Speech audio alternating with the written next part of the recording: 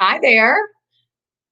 Hi, Mental Health on the Mighty. Thank you so much for having me. My name is Chrissie Hodges, and I am a mental health advocate, particularly for obsessive compulsive disorder. I do most of my advocacy around the community that identifies as pure O or pure OCD, which is the name of my book. Yay! Pure OCD, the invisible side of obsessive compulsive disorder. Now, this is a community name for individuals who live with intrusive thoughts and mental rituals. And it's really important to spread awareness about this type of OCD because we typically think about OCD and we think about cleanliness and hand washing. And I think that the last statistics were that 67% of people actually struggle with intrusive thoughts and mental rituals. So it's really important for people to understand what it is, that they are suffering with OCD, and that they can get treatment. So in addition to my book, I am a certified peer support specialist here in the state of Colorado, and I work worldwide with individuals providing support, referrals for therapists for OCD. And I also am the co-founder of OCD Peers, and that is a group-based practice, and we run support groups, peer run, every single day except for Saturday. We're at ocdpeers.com. It's a really great community. It's been so awesome, not only for the individuals who participate, but also for my own healing and being able to run groups and get to know my community a little more. And I'm also the founder of OCD Game Changers, which is my nonprofit. So if you want to know more about that, ocdgamechangers.com. Today, I am talking, so I usually come on here, I've been doing this for a while, for a couple of years now, and I usually come on and talk about topics that are relevant to me as a person with OCD. And hey, Rudy. No, Rudy, you are the best. I usually talk about topics that are relevant to a person with lived experience with OCD or mental health in general. And I feel like being able to do different topics that are just outside the norm of just, I have OCD, this is what it's like, and this is how I can help normalize it, which of course is important as well. But being able to talk about some of the deeper experiences that we have when it comes to mental health is what I think such a bonus of digging a little bit deeper into recovery. Just before I get started on the topic, my definition of recovery, and I honor whatever people think recovery is for them, because recovery is about our own journeys, and we kind of get to decide what that looks like for us. My idea of recovery and how I consider myself in recovery is that I still live with obsessive compulsive disorder. I always will. I could experience depression. And I do what I can every single day to manage symptoms and live a values-based life. And that is what I consider to be recovery for myself. So with that, today the topic is middle age and mental health. So I turned 44 yesterday, March 1st. And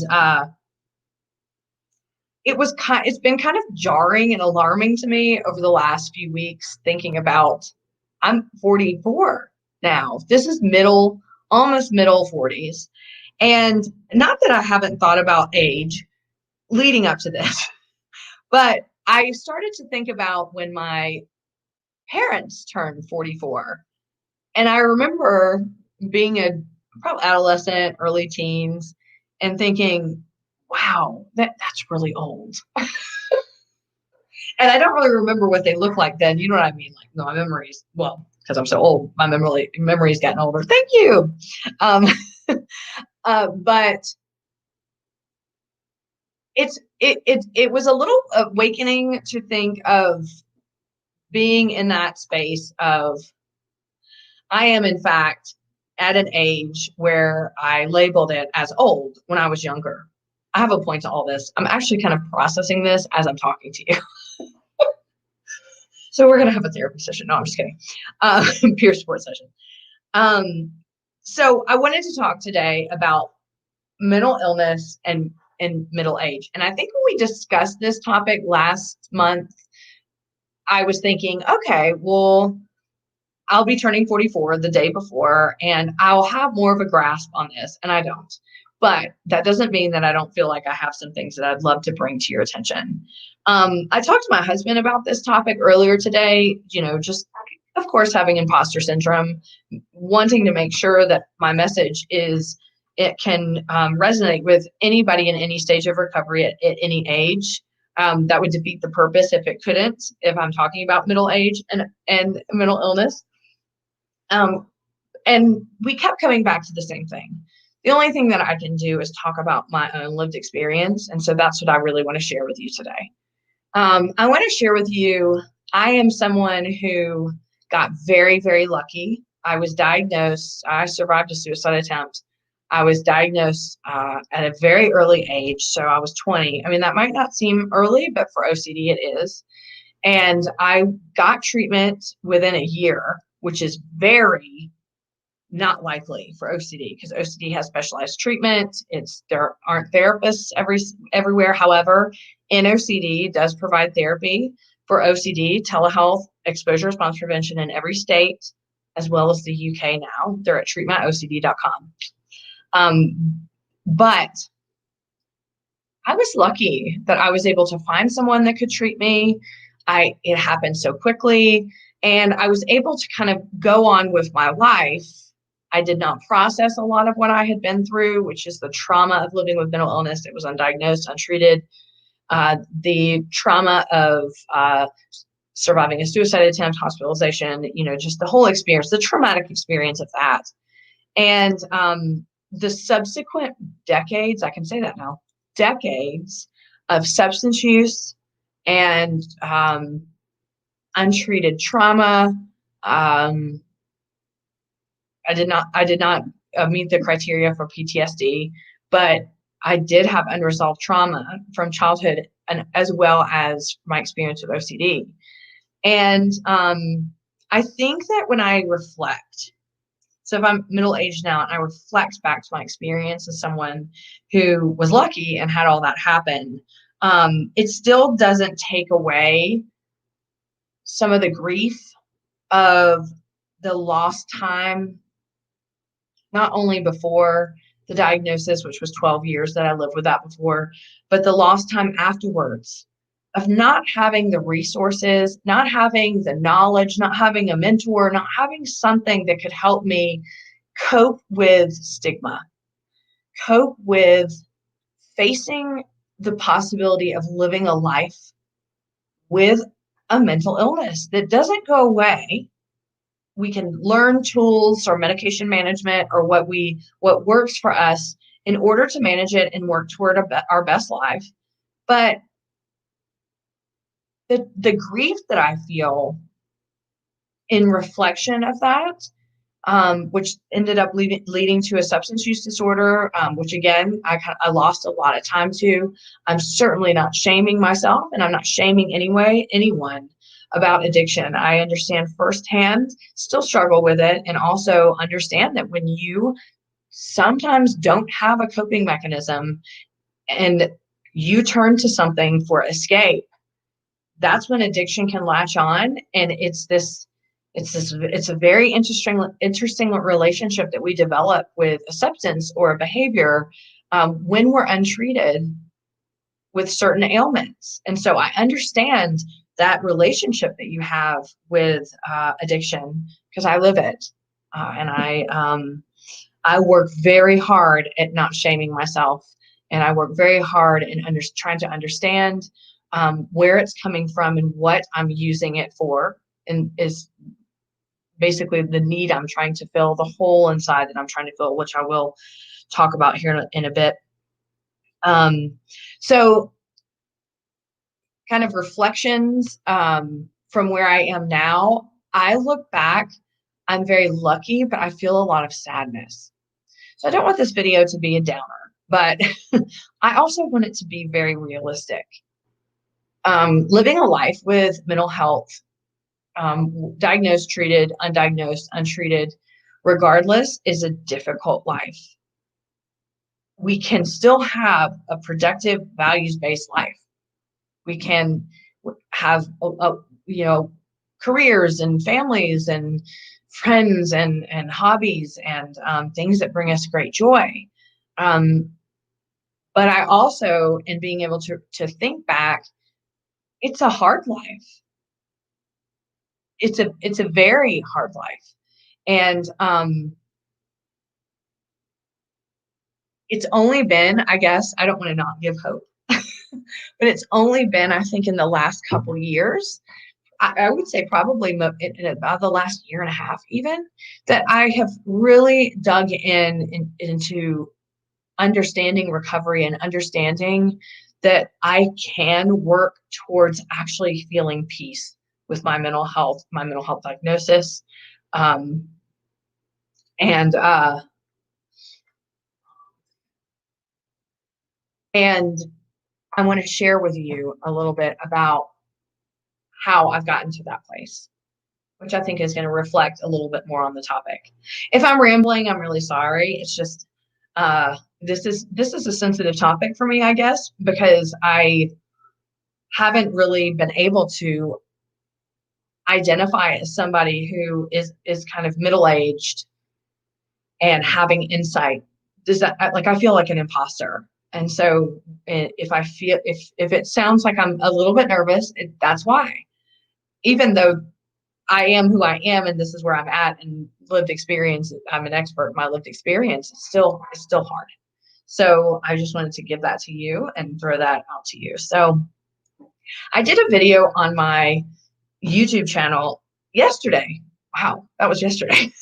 Right around this time. And so if you watch my video on YouTube, which you can check me out at Chrissie Hodges, Pure OCD Advocate, then this might be a little bit repetitive, but after doing the video, I was like, crap, I'm doing a middle of the Mighty video tomorrow, and that should be what I'm going to talk about. But I think it's worth talking further about, especially to a community of people that just doesn't live with OCD, but also may have other mental health diagnoses. So I really want to share with you kind of what I shared on that video and kind of what I've learned from it. And I know that there's going to be some questions coming over here. And I want to get through this part of it first, and then I'll look at questions if that's okay with you. So, okay. Again, this is going to be repetitive if you watch my video.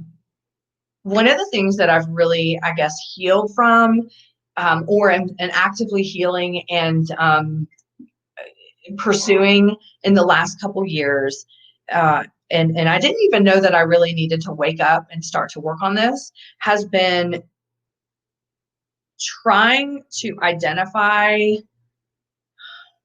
trying to practice self-love and self-compassion. Now that seems so general, so I'm gonna break it down for you because sometimes those words can get really lost in the actual experience. So when I was diagnosed with OCD, when I was 20, I'm gonna sneeze. Excuse me. I think there's one more. No, maybe not. Okay. When I was diagnosed with OCD at age 20, okay, I had not experienced life without my symptoms. So I had been living for 12 years not knowing what in the world was going on. And I had developed this idea in my brain, which is religious scrupulosity, that I was being punished with very bad thoughts, very bad feelings, and by God. So that's religious scrupulosity. I don't want to get into the nitty gritty of OCD. Maybe we can do that next month or another time. But so when I was diagnosed and someone told me, basically everything that you've believed up to this point is a lie, not talking about religion, just basically how you've survived, how you've coped, it's all a lie. In fact, you don't even know who you are. They didn't say this, but this is how I interpret it in the hospital. You have a disorder. It's been happening since you were 8, based on what you've communicated with us. And that news was a relief for about 5 seconds. And then it became almost traumatic. Like, what? I'm 20 years old. I don't know who I am. Everything is a lie. How did no one not catch this? This is bad grammar. How did I not know to ask for help? How do I even know who Chrissie is?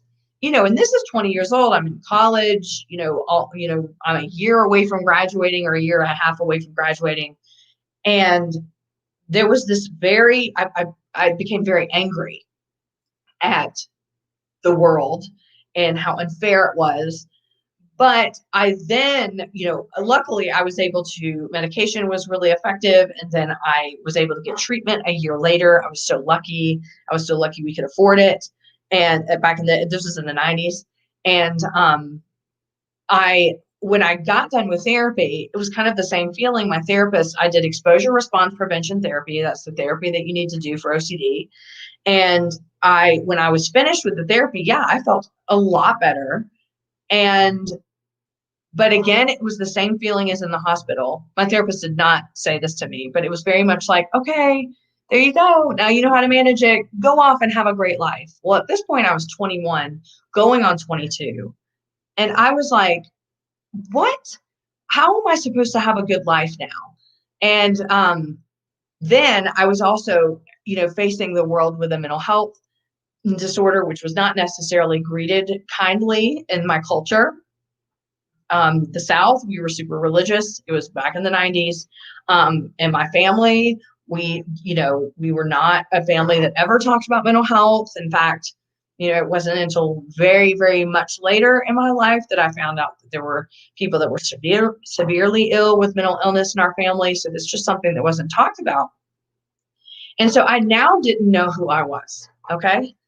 And I was looking at all my peers around me, whether it was true or not, and going, they are so much more ahead of me because they don't have to deal with this illness on their back, and they don't have to deal with the stigma, and they don't have to be looked at as a loser, which is how I was internalizing all of this back then. And, someone who's a freak or whatever my brain was telling me to interpret it. And so I went directly into hiding. I didn't want to tell anybody what had happened. I kept everything friends and some family. And I decided, well, I have to make up for this. I have to make up for what the illness has stolen from me. And I'll never be good enough with this illness. I will always be damaged goods. I will always be someone that's looked at as less than. And so I need to find a way to compensate for that. So my first order of business was to escape.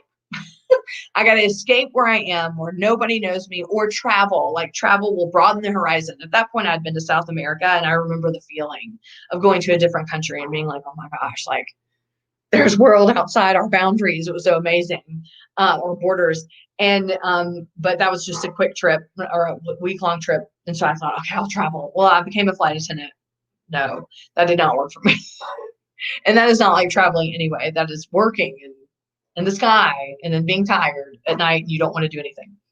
I did that for like 9 months, and I was like, no.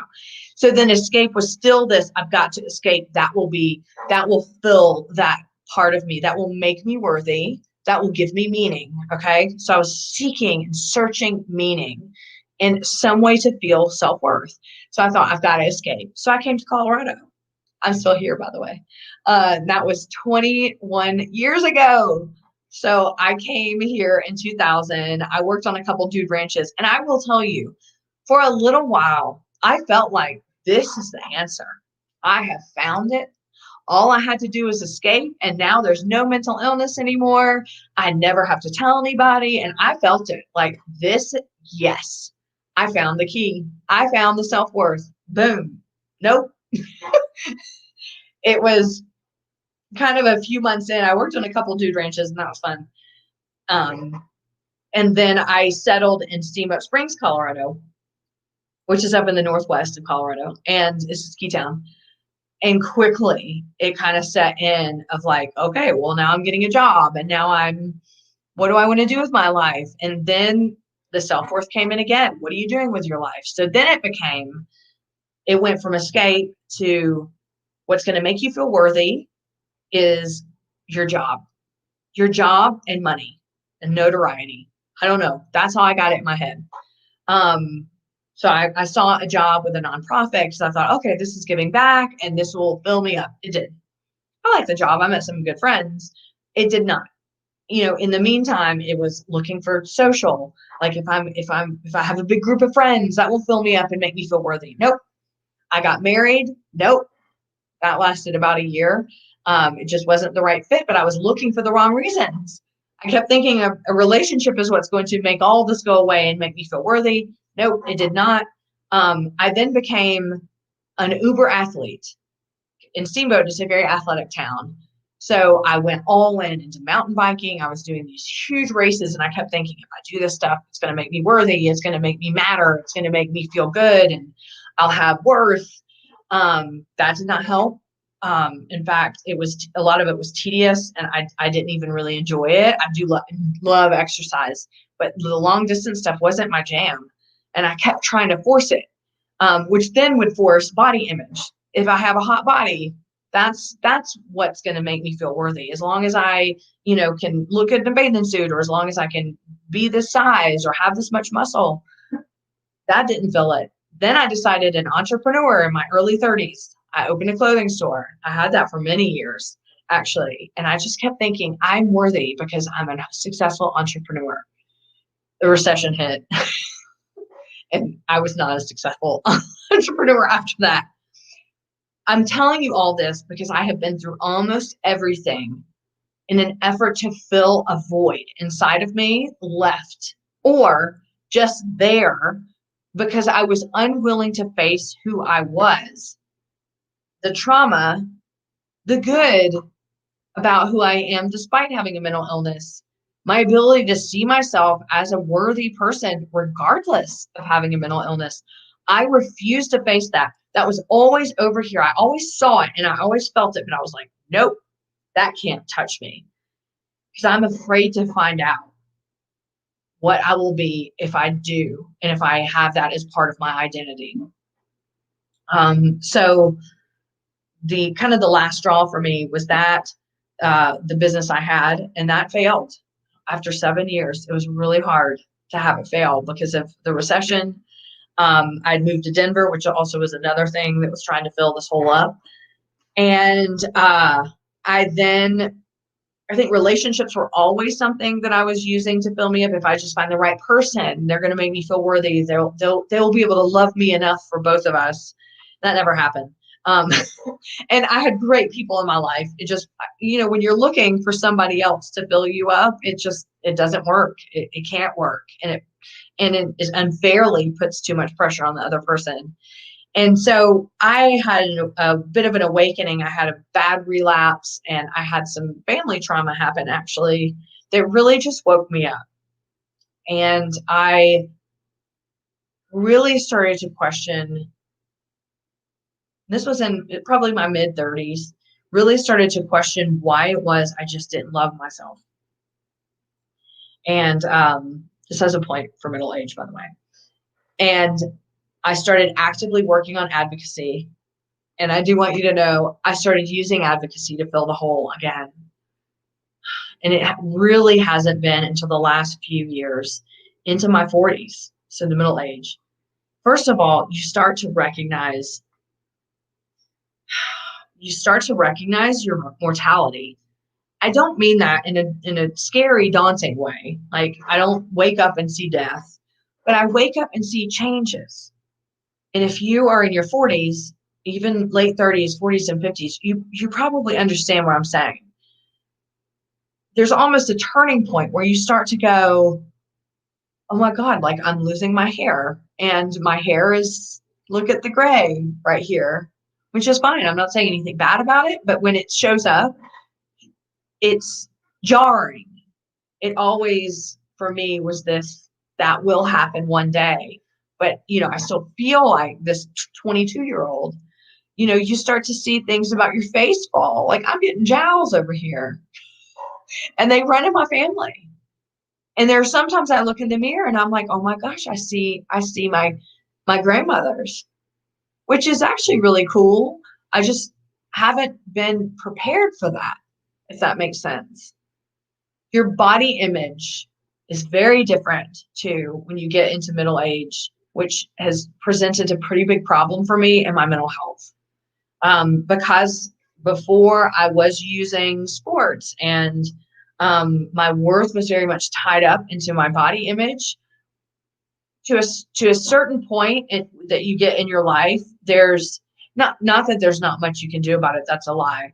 But things shift and they change, and it's just the natural progression of getting older.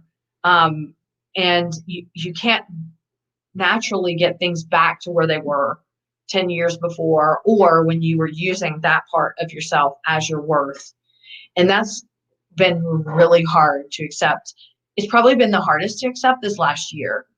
Being home, having to look at yourself all the time on Zoom, less active than I gained, some weight during the pandemic. Stress has taken more of a toll. And, when stress takes a toll on you when you're in your 20s, and I'm not picking on people in their 20s at all, but I'm just saying, like, you bounce back quicker when you're in your 20s. I mean, even your face can bounce back.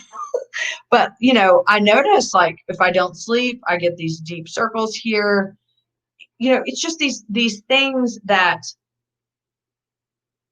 I guess when we're talking about middle age and mental health, one of the things that we try to do is we got to keep everything together. You know what I mean? Like, it's okay. We got to make sure everything is in order and everything is this.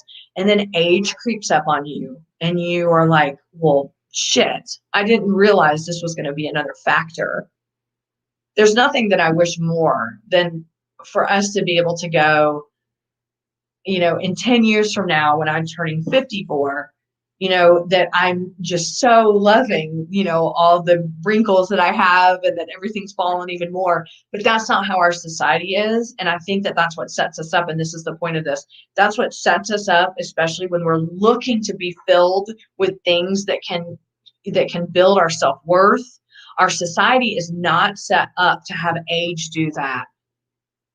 Now, what I want to tell you is this, and that this is something that I've really tried to dive into the last, like I mentioned at the beginning, the last year and a half. I've had to choose to go against that societal self-worth. And that's been the hardest part, reconciling that I now have to choose. I can no longer just coast by because age is on my side or youth is on my side.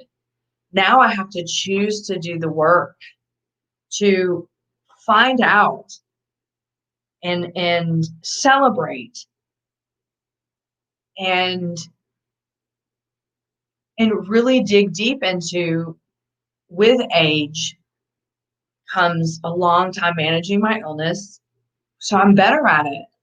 I'm way better than I was 20 years ago and 10 years ago.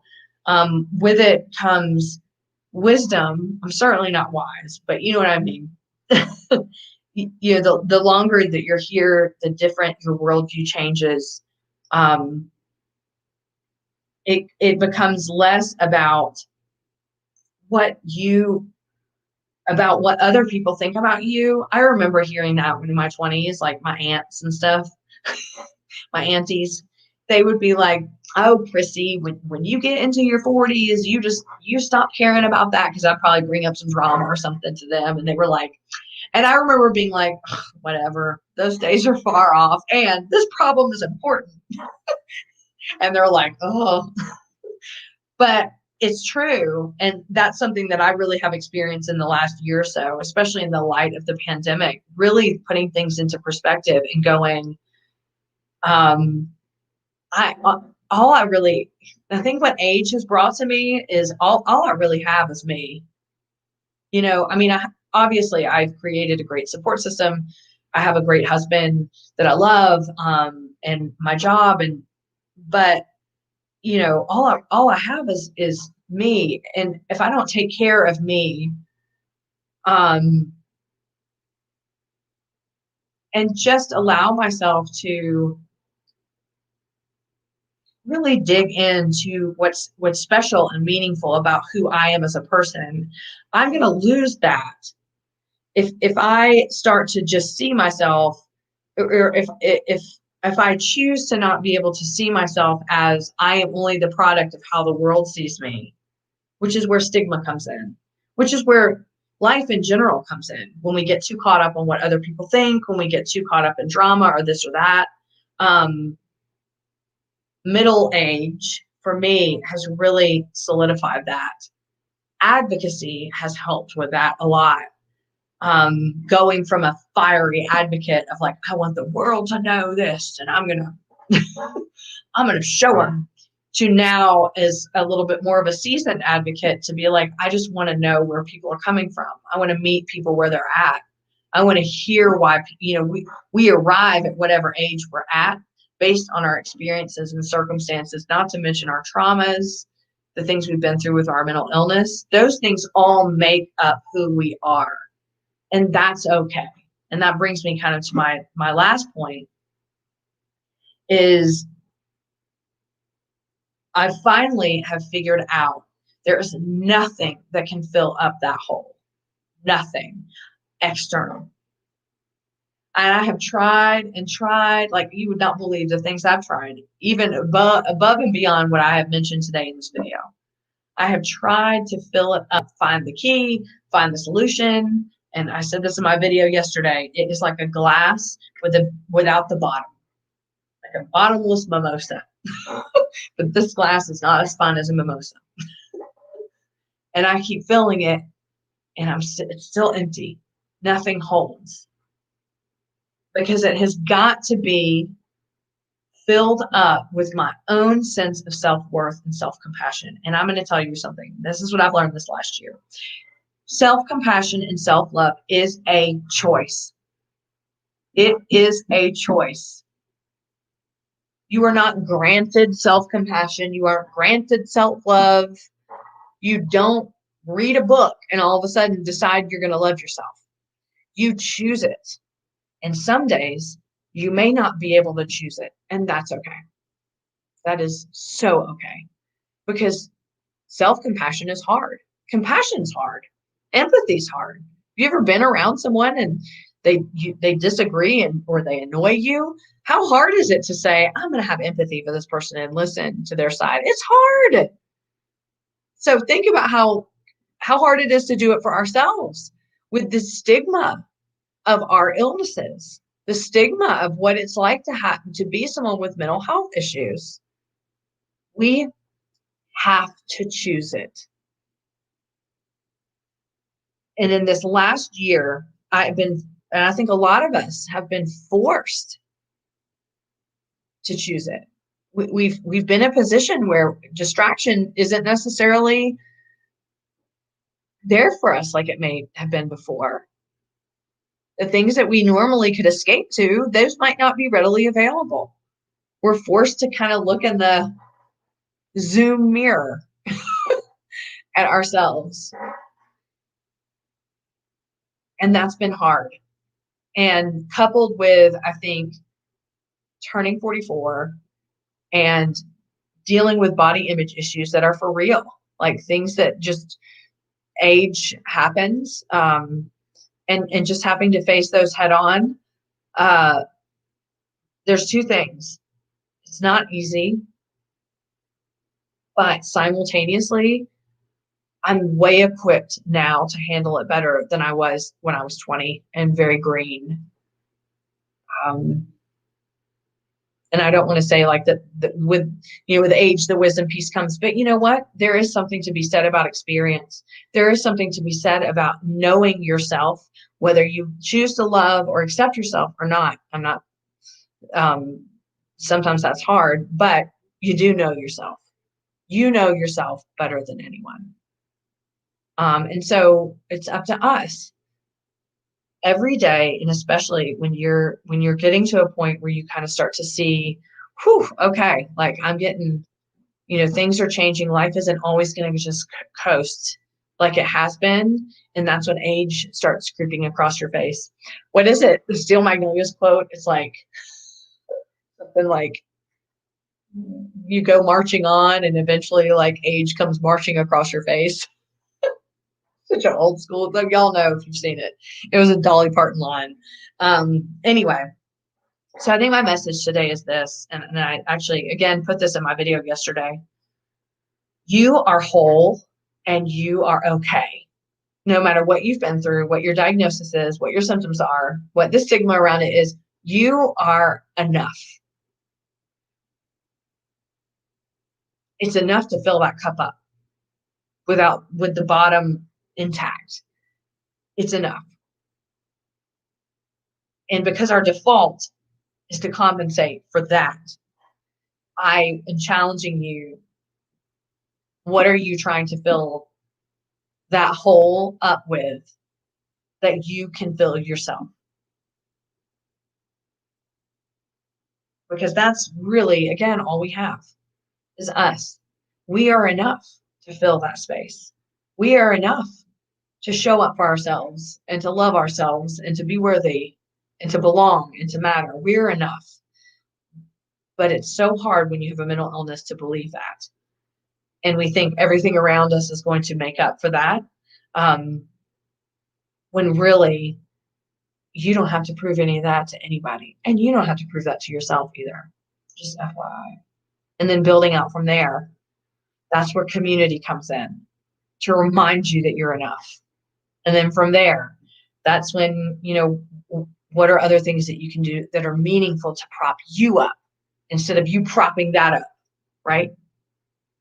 It's the opposite thinking.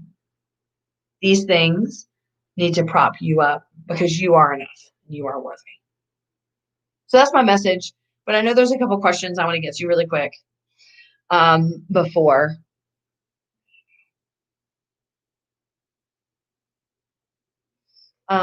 Question from Dawn. Can OCD be cured? I got an assessment for a DBT therapy tomorrow. Does DBT therapy help? OCD cannot be cured. No, I hate to be the bearer of bad news. It cannot, but it can be managed. And DBT therapy, while it's great for emotional regulation, it's not a treatment option for OCD. The problem with getting therapy for OCD, the big obstacle is searching who treats OCD, and you're going to get like 150 therapists in your area that do, and probably only 2 or 3 of them do, because it's a specialized field of treatment, and it gets thrown into anxiety or just this or that, and so people hear, or maybe in college they said, oh, DBT might help for this, or EMDR might help for this, or whatever. But all evidence-based therapy shows exposure response prevention therapy is the therapy for OCD.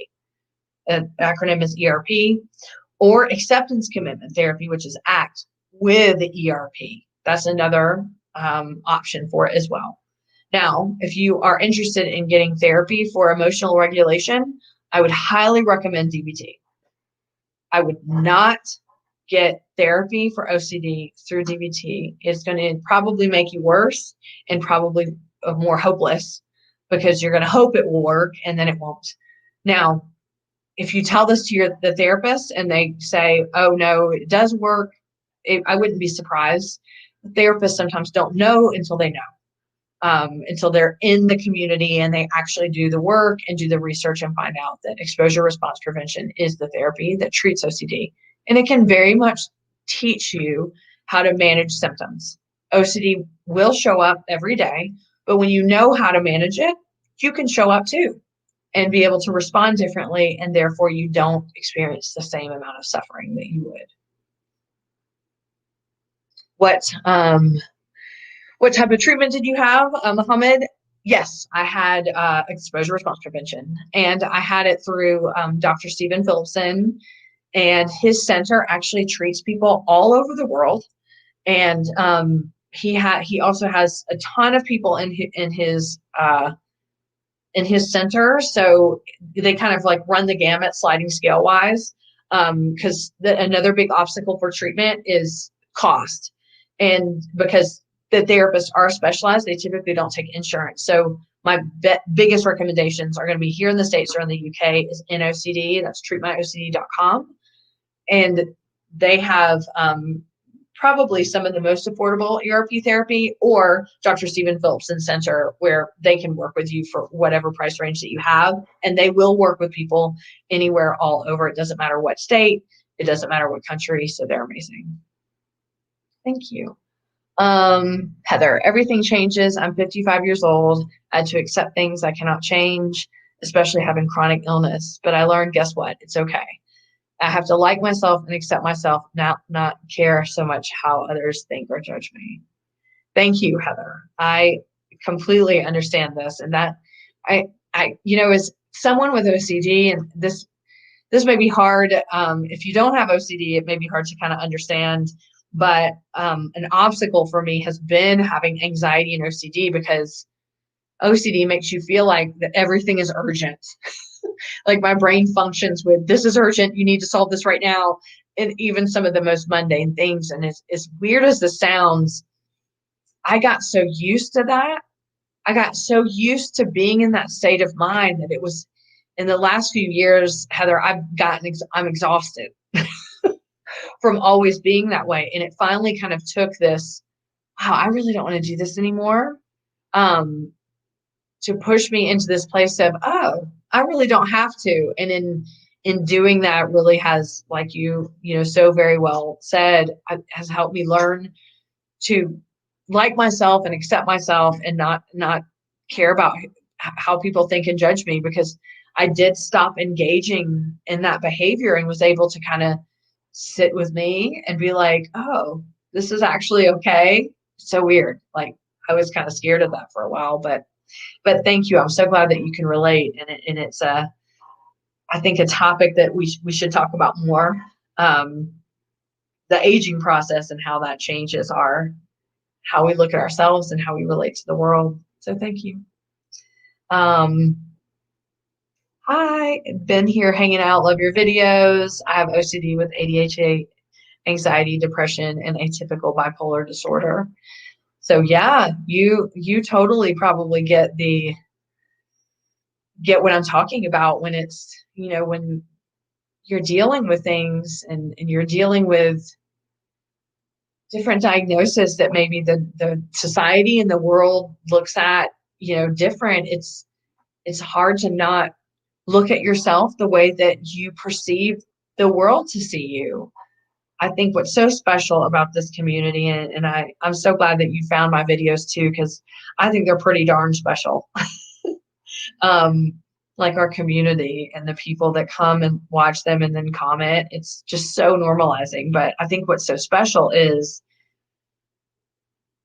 I can walk into a room of people and feel very insecure about what they might think of how I look, or that, they know I'm a mental health advocate, so I must have a diagnosis.